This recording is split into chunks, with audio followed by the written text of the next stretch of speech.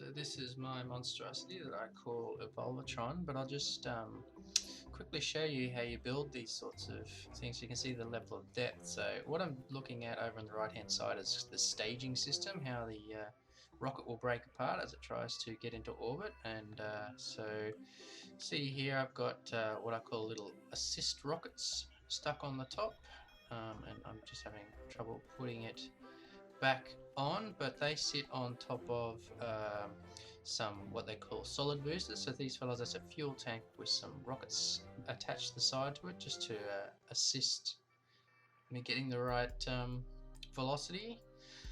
Underneath that is some solid boosters, the big 5 big fellas there that you just turn them on and let them go. So that becomes a whole system that I can pull off and strap back on. And surrounding the whole the centerpiece is 4 smaller solid rocket boosters, and that whole stage will break off once it's all I'll first eject the first 4 outside ones, and then that whole bottom stage will break off, leaving just that rocket there is what I tend to send to space, and use these 4 liquid fueled rockets for finish getting into orbit. So all that's part of the staging process. First drop off you'll see it in a moment, but I'll drop off those 4 outside ones. Then once they're out of fuel, so they don't continue to hold weight, and then drop off the whole bottom section. When those 4 liquid fuel ones are empty, I'll eject them off, and you would have just seen my 1 maneuvering jet, which I hope to get to wherever I'm going once I get to space with that. So let's see it in action. So you'll see there I just turned on a system called SAS, it's my stabilizing system. I throttle up, hit spacebar, away we go, and away we go. So you can see my fuel ticking away there on the left hand side, all the stages ready to go. So let's go. So my little gimbal for aiming, we want to go straight up at the moment, so that's what we're doing. You'll notice right in the middle there's the little V, which is where I'm heading at the moment. First stage gone, there goes the 2 rockets. I forgot I broke those into 2 different stages actually. And you'll also see a yellow circle, which is called my vector, about to finish the stages with the bigger rockets. Just going to wait for these 2 little rockets to finish, but what you'll notice is that my speed is starting to drop right now. Because those 2 little rockets don't do enough, but I didn't want to waste the fuel, so we'll wait for that to finish, then cut the whole thing loose, and the 4 liquid fuel rockets take over, so we continue to go into orbit. Now I'm starting to angle here to try and get into orbit. We don't want to just keep going straight up, we want to get into orbit, and you'll see that yellow circle starts to move to catch up. So the yellow circle is actually my true direction, so the little V shows which way my nose is pointing, but just because my nose is pointing in one direction doesn't necessarily mean that I'm heading that direction straight away. I mean, you might be skidding until you actually catch up. So you can see the physics in this game is reasonably realistic, while at the same time not being totally realistic. After all, how is my rocket really changing on, leaning on its side like that? It's got some gimbals and stuff like that, but still it's not entirely realistic. It's a nice blend, and what you're seeing me check there is my orbit. So I'm checking what the highest point is. It's gotten to where I want it to be, about 100 clicks, and cut the engine, speed up time to get up there, and I'm just waiting the tick countdown timer.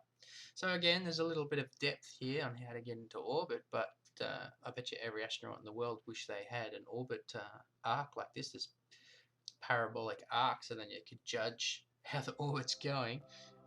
So it's a good blend of realism and gameplay, so it's still fun. So let's I've pointed myself doing what they call a prograde burn here to get this orbit around, make the parabolic arc nice and big until eventually it turns into an orbit.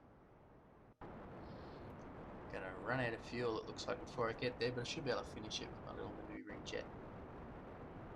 And pretty, really, isn't it? Hey? I never realised this game was so pretty, actually, until I started playing it.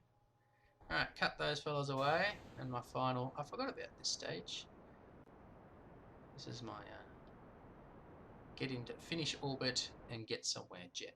once I get there, I can use my small one just to maneuver around and try and get home, since in space there's no air resistance, so you don't need as many rockets for doing things. Just gonna move back around to this highest point to burn again, just to make my orbit nice and circular.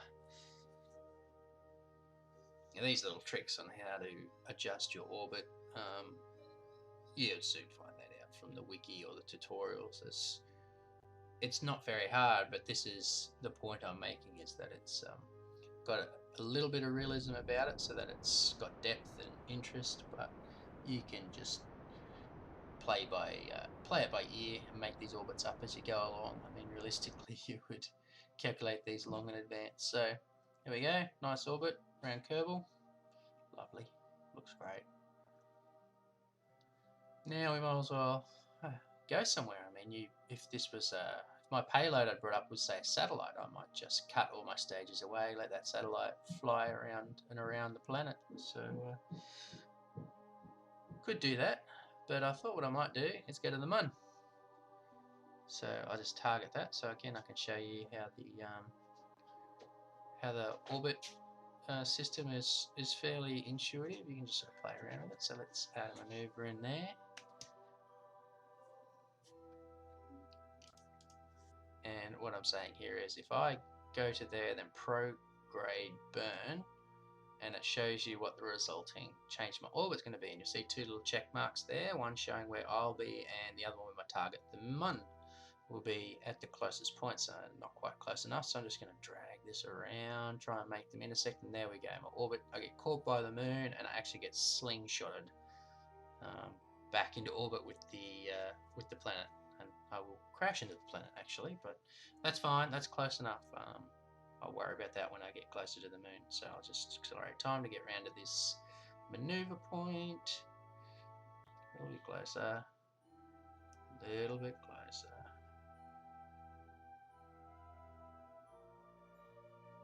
A little bit closer. Alright, good enough. And then now I just point myself. Oh, I forgot. Whoops! I actually have to point myself in the right direction. So I'm pointing myself at the little blue marker on my gimbal there. Tells me which way to point.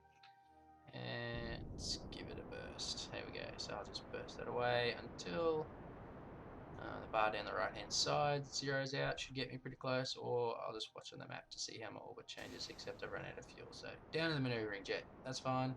Should have enough fuel to do things. And that orbit starts to grow. Let's keep bursting until that orbit does what I want it to do. And here it is. Right, so just some slight adjustments there as I burst a little bit forward or backwards. Yep, pretty good. I'm going to get caught by the Mun now and slingshot.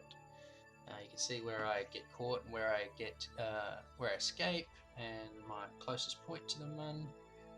So that's all good. Let's get there.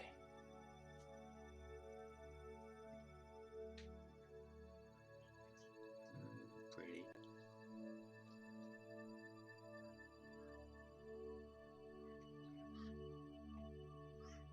That's it. There he is. The Mun coming to get you.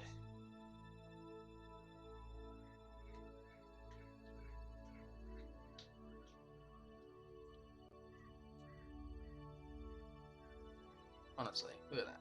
How nice does that look?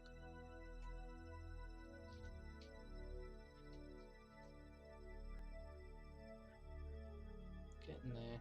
Getting there. Come on. Come on round, Mun.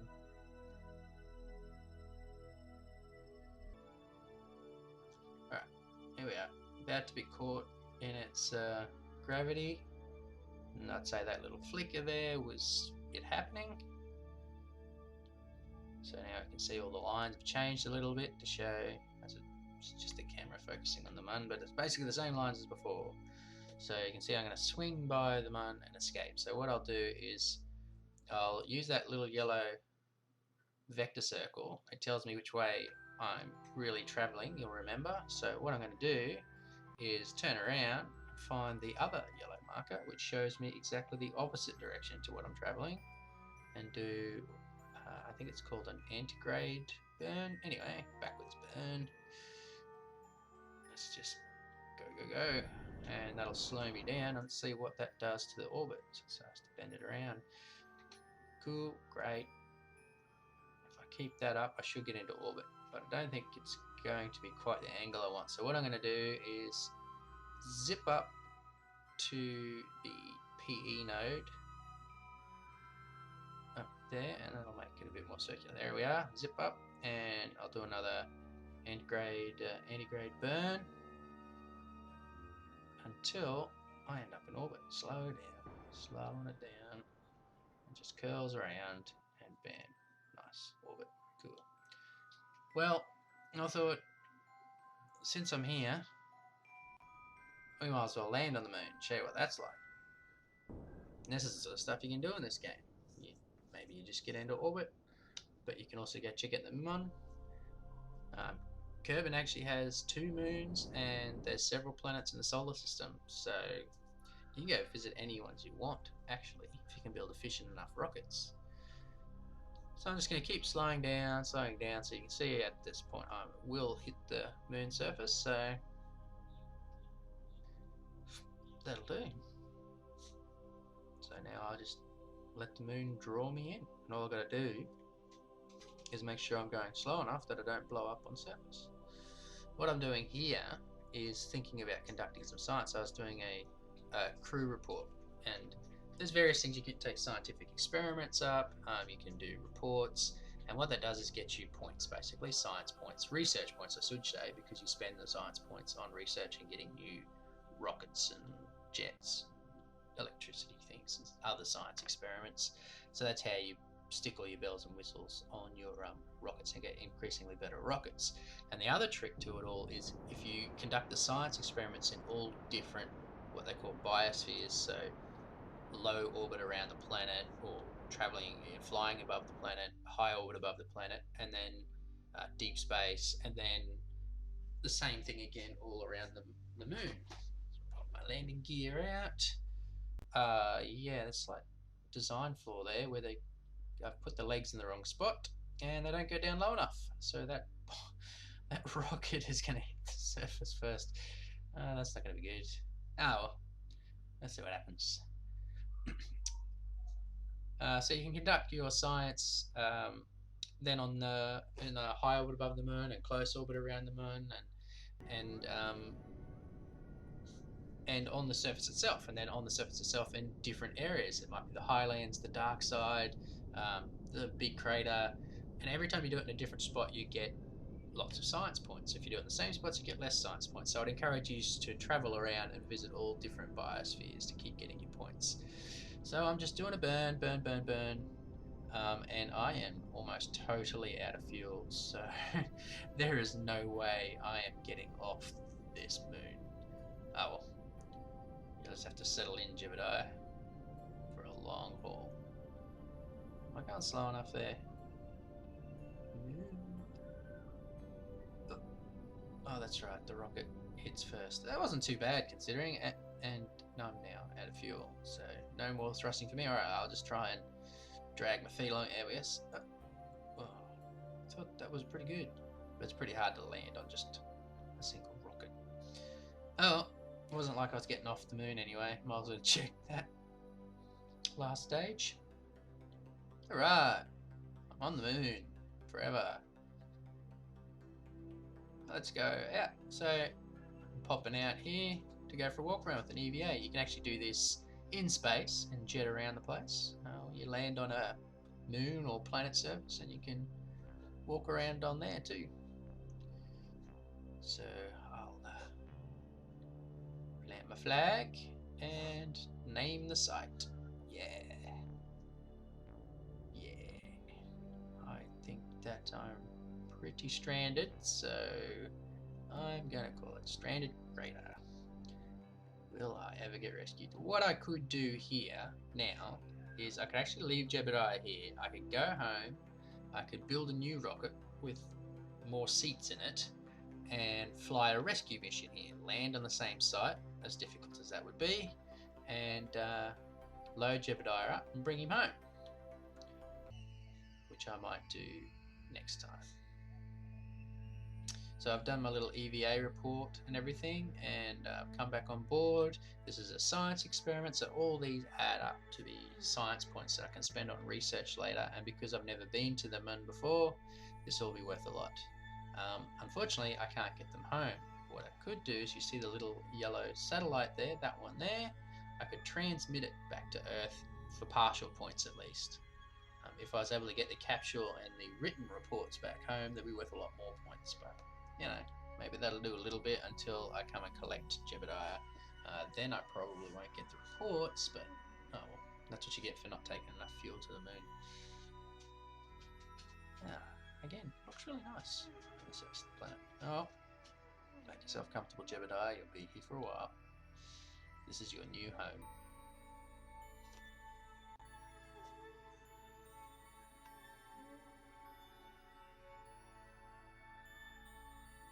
There's the second moon I mentioned.